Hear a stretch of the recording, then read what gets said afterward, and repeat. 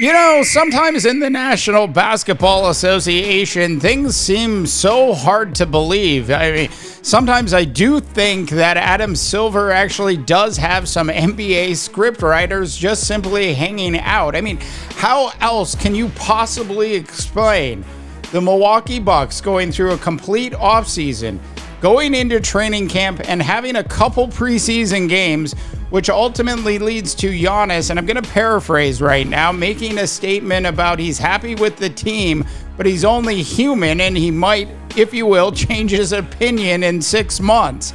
Of course, this led to all sorts of rumors that Giannis has actually requested a trade.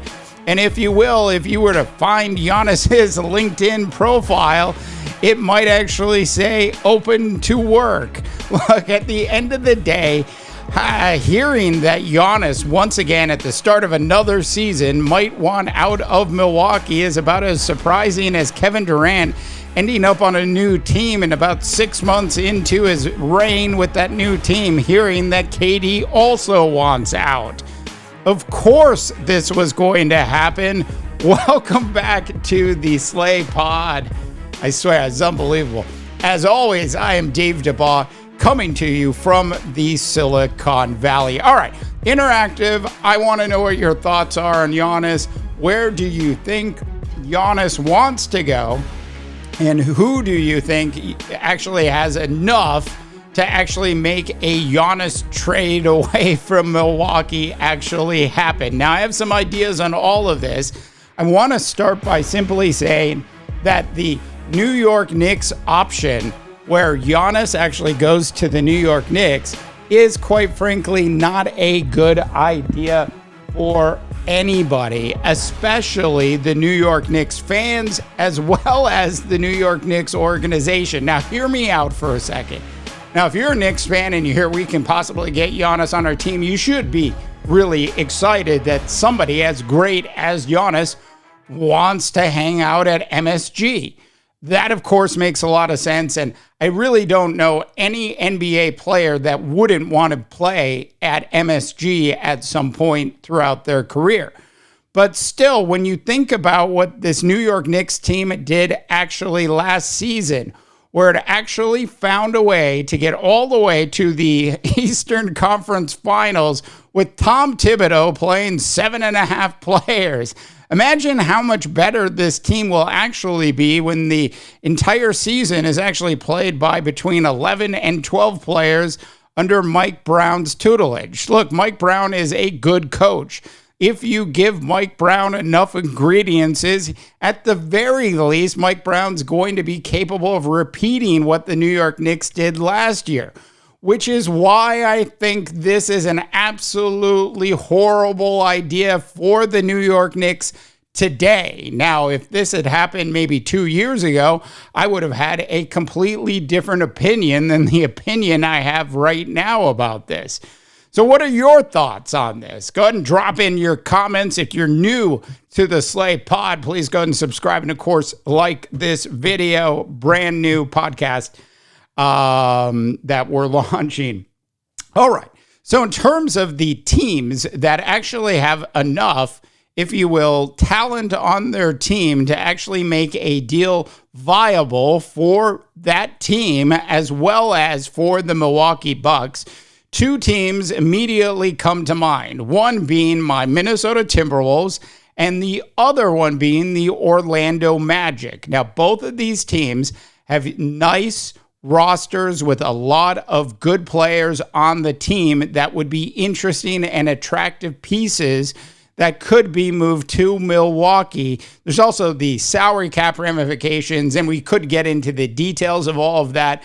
But just trust me when I say this, both of those teams, the Timberwolves and the Magic, have enough salary cap players to actually make a deal actually work, which wouldn't actually rob them of the potential to actually do well in the upcoming season.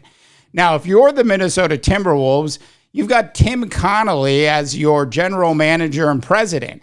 And of course, Tim Connolly is a big risk taker. I mean, whoever thought, let's go out and get Rudy Gobert was a good idea. And as it proved to be, it was, considering that the Timberwolves have actually been in the Western Conference Finals 2 years in a row. So should the Timberwolves upset what they've already done by getting rid of a significant amount of pieces and bringing Giannis in? Would that actually truly help them in their battle with OKC and potentially Denver and the Golden State Warriors, and who knows what's going to happen with the Clippers this year? And what about the deepest bench in the NBA and the Dallas Mavericks, especially when Kyrie Irving comes back? So having a player like Giannis, of course, matched up with Anthony Edwards, seems like, at least on paper, like a dream come true. It's just a question of, could Tim Connolly get away with a deal that didn't fleece the Timberwolves to the point where they wouldn't be able to actually get out of the first round? At the end of the day, it is a risky move, but Tim Connolly is certainly a risky person that enjoys risky moves. And you also have to remember, too, the Timberwolves are officially, finally, under new ownership this year. Secondly, the Orlando Magic also have plenty of players that could make a deal interesting and attractive for the Milwaukee Bucks. Alongside all of that, of course, they would be in a position to still have enough, if you will, food in the cupboard to make the Orlando Magic still a threat in the Eastern Conference. Now, if you're Giannis, I understand wanting to play for the New York Knicks. If you're Giannis and you look at a potential move across the street, so to speak, to Minnesota, you know, the snow's not always whiter in Minnesota than it actually is in Milwaukee. I'm just saying. So at the end of the day, this is a very interesting thing. Now, if you are a NBA fan like I am, and you're a fan of everything that happens in the association, both on and off the court, one thing is for certain, and that is this is actually getting a little tiring. Year after year, at the start of the season, we hear something very similar come out of Milwaukee about Giannis suddenly being available to anybody that wants him, that's willing to actually pay for him. We find ourselves in that same exact spot at this point.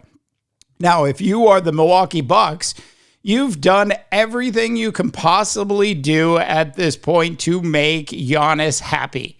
And you're either happy or you're not happy in your current work environment. Making a statement, and I'm paraphrasing once again, that basically says I'm willing to give it 6 months and then, I'm only human, is it doesn't give anybody a tremendous amount of confidence. You can't make statements like that and expect your boss to actually feel confident that you're going to do everything that you can possibly do to help your company out. So for the Milwaukee Bucks at this point, sometimes there comes a time where it is obvious to everybody, and sometimes it's hard for an ownership group to actually come to terms with this, but sometimes there comes a time where a superstar player, really, one of the top 3 players in the NBA, wants to actually move, and when that actually happens, you owe it to them to actually make that happen. And for this to just lag on year after year after year just seems utterly ridiculous for Giannis and, of course, the Milwaukee Bucks at this point. All right, love to know your thoughts and opinions. Please go ahead and drop them in when you have a chance. Once again, new to the show, please go ahead and subscribe. And, of course, like the video.